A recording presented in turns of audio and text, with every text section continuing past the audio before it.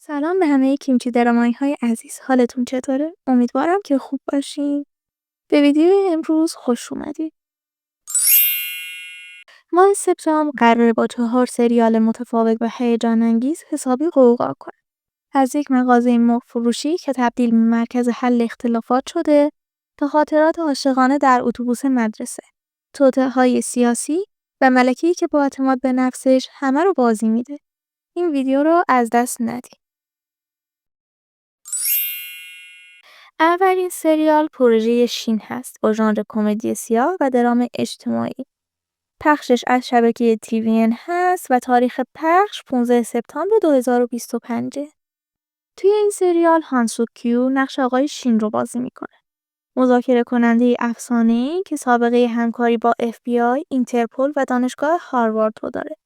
اما حالا به جای حل پرونده‌های بین‌المللی صاحب یک مغازه مرغ فروشی شده.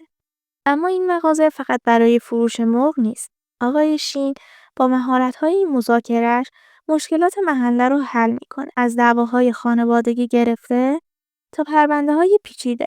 همه به مغازه آقای شین میرن تا مشکلشون رو حل کنن. سریال ترکیبی از فضای نوآور، طنز و درام اجتماعی با دیالوگ‌های هوشمندانه و شخصیت‌هایی که فراتر از ظاهرشون هستن. دومین سریال 100 خاطره هست با ژانر عاشقانه، نوستالژیک و جوانان که پخشش از شبکه SBS هست و تاریخ پخشش هم 18 سپتامبر 2025.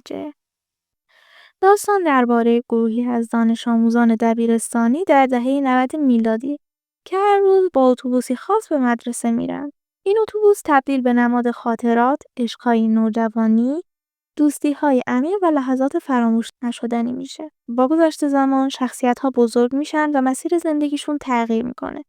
اما خاطرات اون اتوبوس همیشه باهاشونه. سریال با فلشبک‌های زیبا، موسیقی‌های دهه 90 و طراحی صحنه این نوستالژی حس شیرین گذشته رو زنده میکنه. سومین سریال طوفان هست با ژانر سیاسی، معمایی و هیجانی که پخشش از شبکه GTBC هست و تاریخ پخشش 22 سپتامبر 2025. طوفان داستان یک دیپلمات زن رو روایت میکنه که درگیر یک توطئه سیاسی پیچیده میشه. وقتی یکی از مقامات عالی رتبه به طور مشکوکی ناپدید میشه، اون باید بین وفاداری به کشورش و کشف حقیقت یکی رو انتخاب کنه.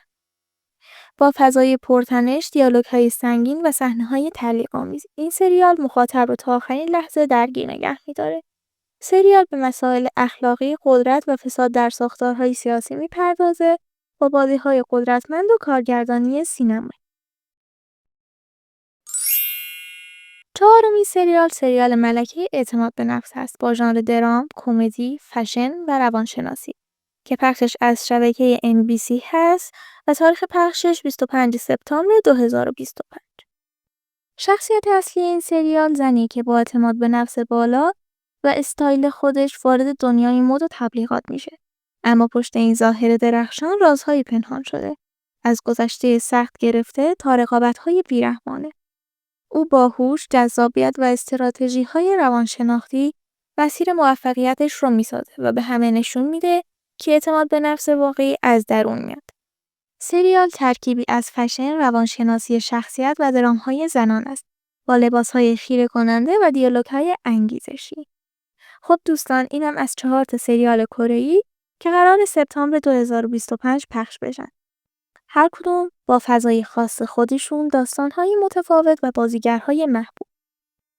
یاد نره لایک و سابسکرایب کنی و تو کامنت ها بنویس که کدوم سریال بیشتر نظرت رو جلب کرد.